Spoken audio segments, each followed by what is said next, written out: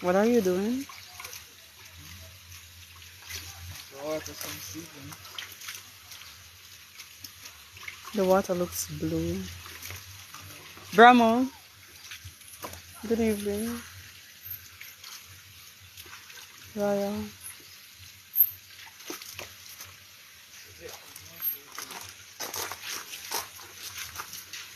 Yeah. Yeah. Let's water some seedlings. Lettuce seedlings.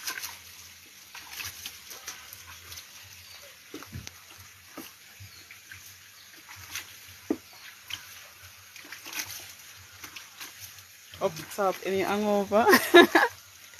No hangover, no hangover. We're stronger than that. Wow.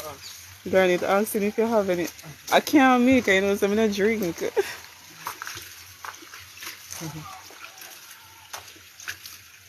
Escape the liquor, Brahmo. Run from the liquor.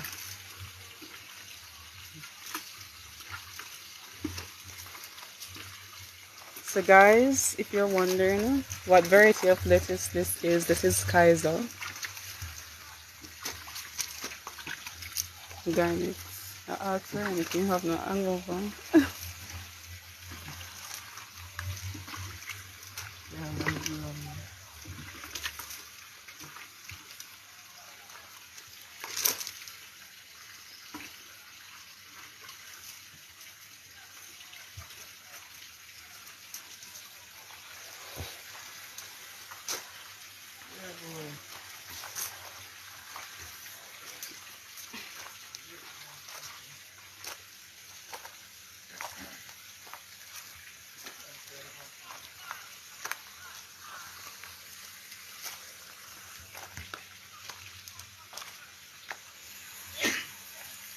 Bless you.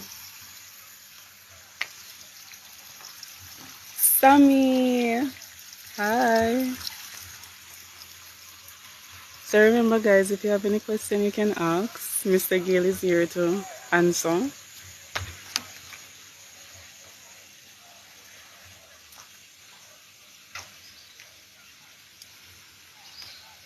So the first set of lettuce that was shown was the seedling stage of the Kaiser. Now this is how it looks when we harvest. Uh,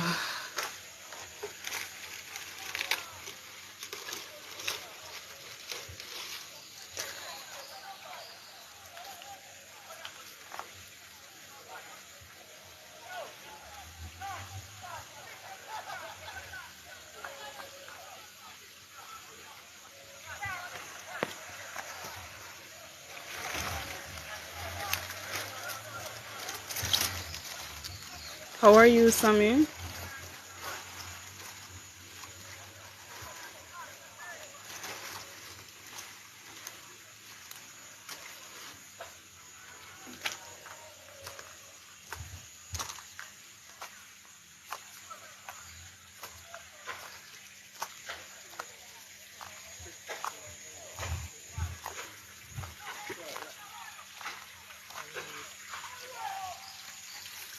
I'm good. Yeah, them are wait for you to talk.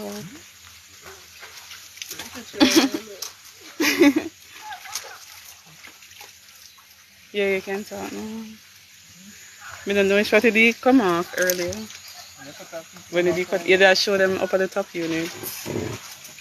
So if you guys weren't here earlier, Ryan was telling about this system and the type of vegetables that are grown in the system. But before the live, before my phone died, he was about to show you the top unit and what he has up there. So let us just wait until he finishes fertilizing these seedlings and hear what he has to say.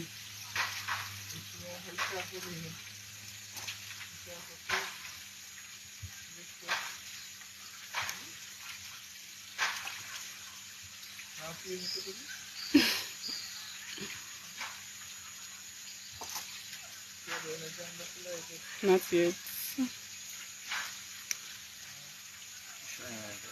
TikTok. But I will do it on Facebook, you know, say. Because it just cut off so abrupt. Let me just go back for me.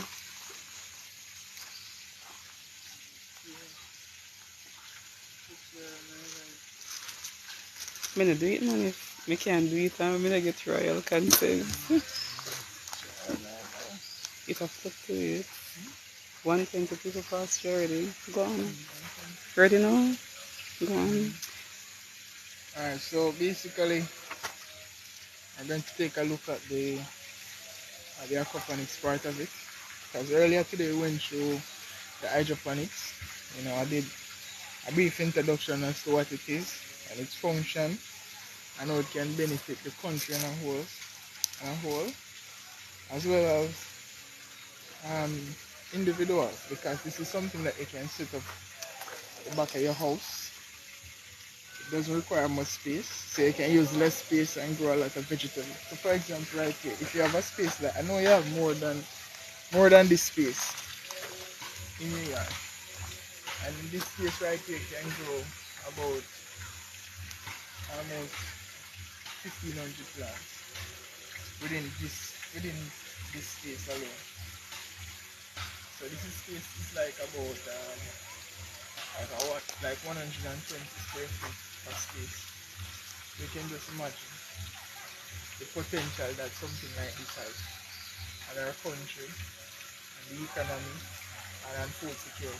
So you're telling me that the farmers that are planting outdoor, you would recommend this system? Because if you were supposed to plant outdoor, remember now, if you're going to plant in the soil, it would only be this space, and you could only put maybe like little over 100 or so plants within this space. But with this space now, so for example, here is 120 square feet. When you come up here, that's how much? Double it. Exactly. And you go up here, the Triple it. So if you should line out these two side by side, you see that instead of going horizontal, you go vertical and capitalize on just this space. Alright. So you can always get more. Less land, more production. So you want to show us what is at the top unit before it lights out? Sure.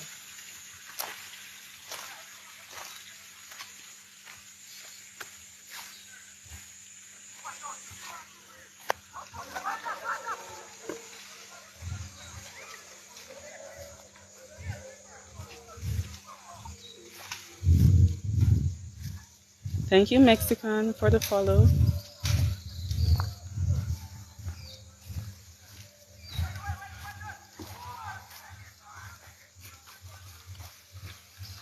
Alright, so basically, so up here is our aquaponic unit. What we're doing currently is that we're experimenting with some plants, with different types of plants. So it's different from the hydroponics.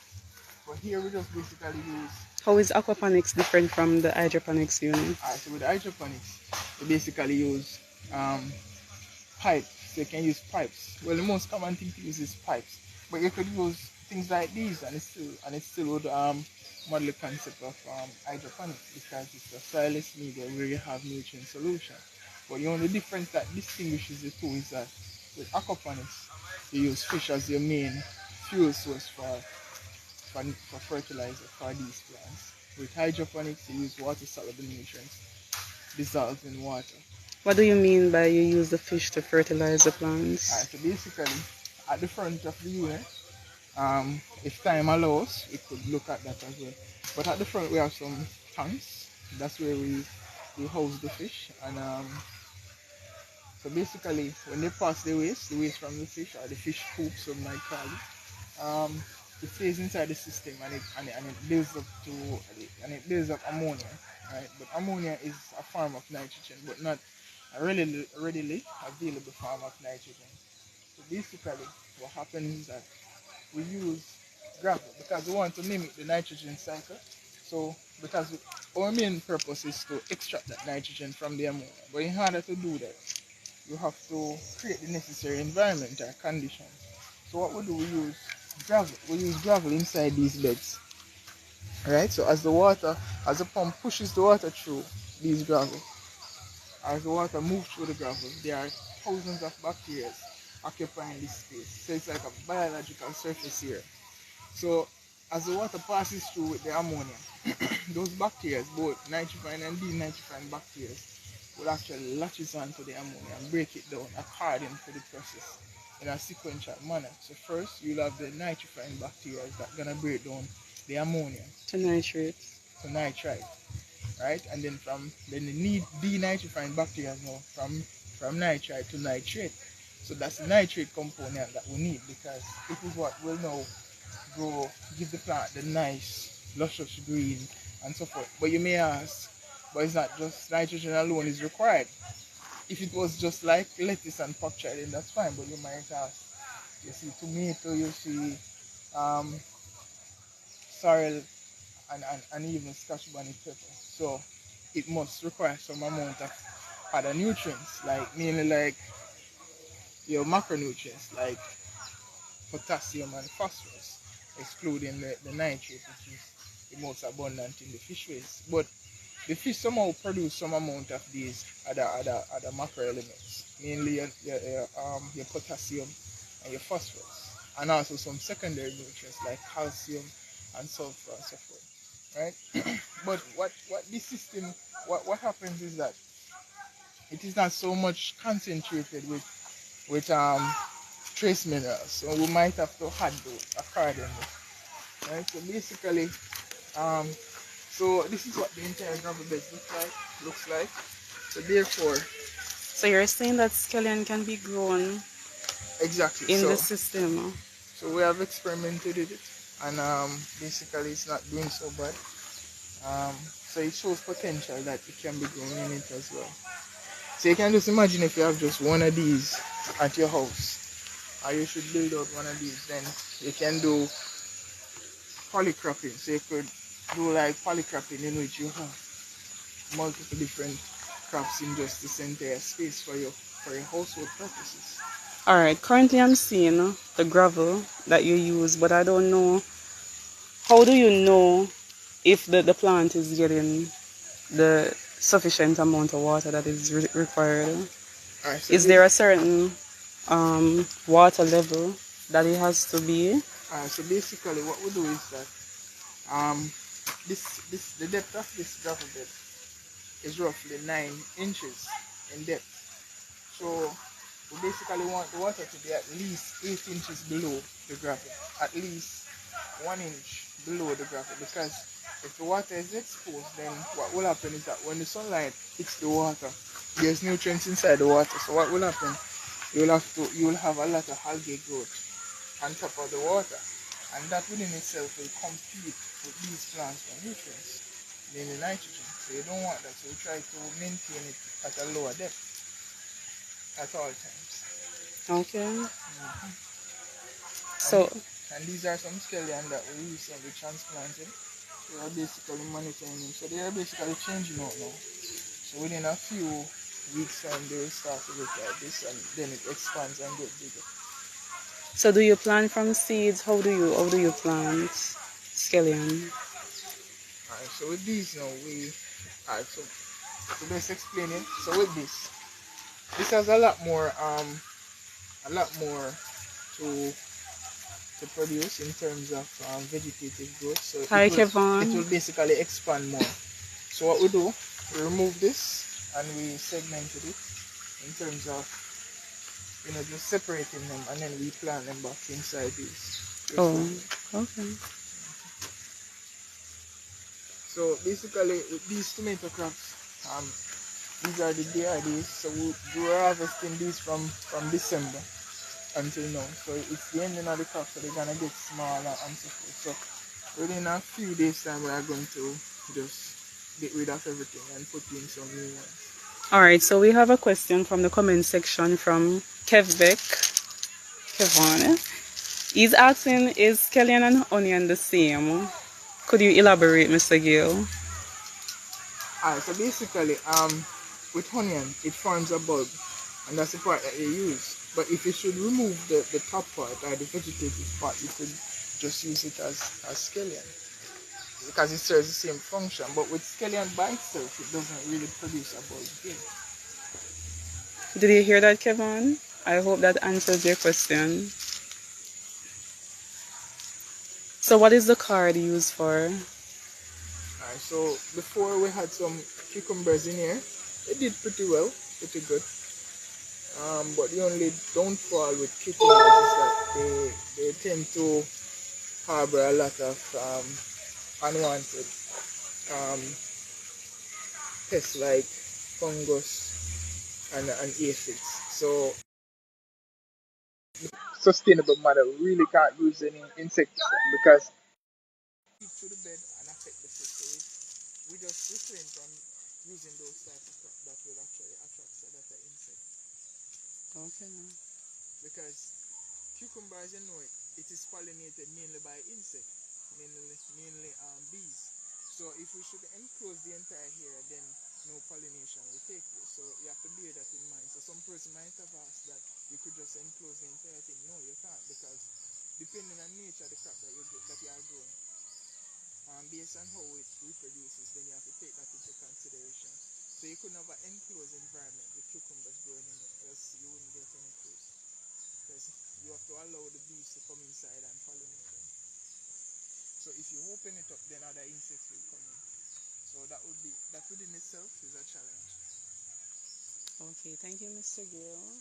But like tomatoes now, it's different because its pollination mechanism is much different. It doesn't really require insect to do so. So you can just enclose the entire thing if that's your concern. So Kevin is saying, so Kevbeck is saying, so onion is scallion, but scallion isn't onion. I would agree with that. And Okay. even garlic, I mean, it grows the same thing, just like onion and scallion. It has the same thing. If you have seen, maybe you would have think that it's scallion or onion. I realize that there's a pepper tree within the system as well. Yeah, so we are looking at the possibilities of planting Scotch bonnet pepper. Still observing it in terms of its productivity. We're probably looking at fruit size and flavor as well. So it's in its early stage. So we will just continue to monitor as we go along. Alright, so let us see the front of the system where you have the fish in the tank. You were telling us about, so could you lead us?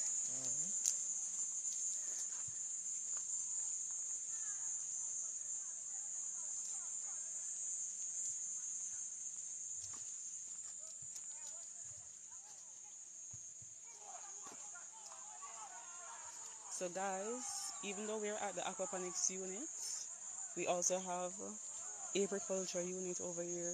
So this is where they do their own extraction, and this is a recent development of mushroom production. So that structure is for mushroom, and this is the aquaculture unit. Yeah, it's getting dark here. When it gets really dark, that's when the light comes on. Alright, so basically, so this is the tank with the fish inside here. We basically have 4 grow tanks in which we house the fish, but we only isolated one. We only isolate one to use it. So inside, We can't see the one here. you see, No. Yeah, we can't see the one here, so use a different one as example. Kevin said, we're not happy. Go continue the live tomorrow. Yeah. We were here in the morning, but then my phone died. Yeah. So we thought we'd continue, but yeah, for sure. But inside here though, we have to cover it because if we do not cover it, then when the rain falls, right, whatever nutrients is built up inside that, the rain somehow can dilute it. So basically we have to cover it. And we try to maintain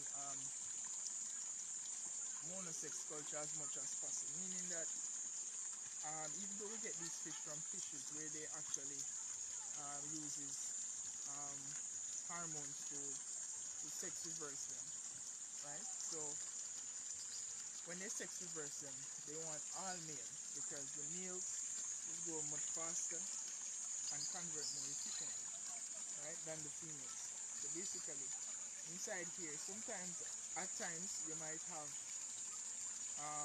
spawning taking place because the hormone is about probably like 90 or 97% accurate.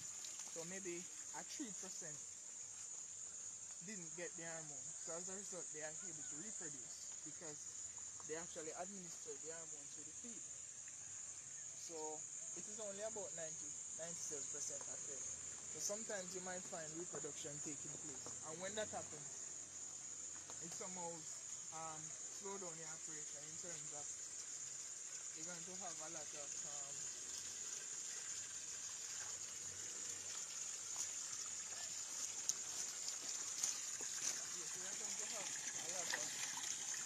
as they would term it in animal science, crossbreeding taking place. So crossbreeding taking place. Close relatives basically can actually reproduce. Maybe like mother to son and so forth. And as a result, it can have tremendous effect because you can have some form of genetic malfunctioning in terms of poor growth and so forth. So basically, when these things happen, then we can have adverse effects. So we try to maintain monosex culture at all times, meaning that we just have all males. So we isolate the males, put them inside that tank, they'll grow much faster and they'll produce more waste. So as a result, we will have faster conversion of nutrients. So it's not just stacking fish inside of a tank. It's more than that. It has to do with you calculating the biological surface area of your grow beds. So basically, you'll have to take into consideration the biological surface area of the grow bed. So you'll have to multiply the length by the width, right, and work out that area. And then now it is a standard where they use like where they said that growing out one fish to 500 grams will be able to provide enough waste within a 6.6 gallon of water for that set of bacteria. So it's not just really just stacking fish inside of a tank and so forth. You have to know how many fish are supposed to stack so that they can break down that ammonia effectively. Okay. So as it relates to the solar panels, you were telling us about it earlier. Could you remind us, how does it works with the system? Alright, so these panels, the concept of these panels is to operate off the grid, so basically in a sustainable manner. So these panels are able to capture the sunlight, charge the batteries, and then the batteries now will provide energy so that the pump can run effectively. So what happens if for a period of time you're not getting any sunlight? Does the system priorly? It all depends on the battery capacity in terms of retaining that amount of power. So if you have large enough battery, then you are able to capture as much energy are charged on a very hot day or a very sunny day. So maybe you will have like probably 1 or 2 days worth of cloud cover that wouldn't have much effect on the system at all. Okay. So if I should come to you and say, hey, I saw a system like this, I would like a smaller one, how would you tell me to go about getting materials for these so it all systems? It all depends on how you want to set up your system in terms of the costing of materials, because basically our system right here is very expensive because we use concrete vats and they are pretty expensive. These pipes also are expensive, but you have different ways in which you can go about it. It's not just only this type of system that can actually work. You have other ways in which you can mimic something just like this. So we'll have to, just exploit some more ways in which you can actually do it differently, but also can get the same result. Alright, thank you, Mr. Gayle. It's getting dark, so if we can continue tomorrow, then I'm sure Mr. Gayle would be happy to tell you more about the system. So goodbye for now. Bye guys.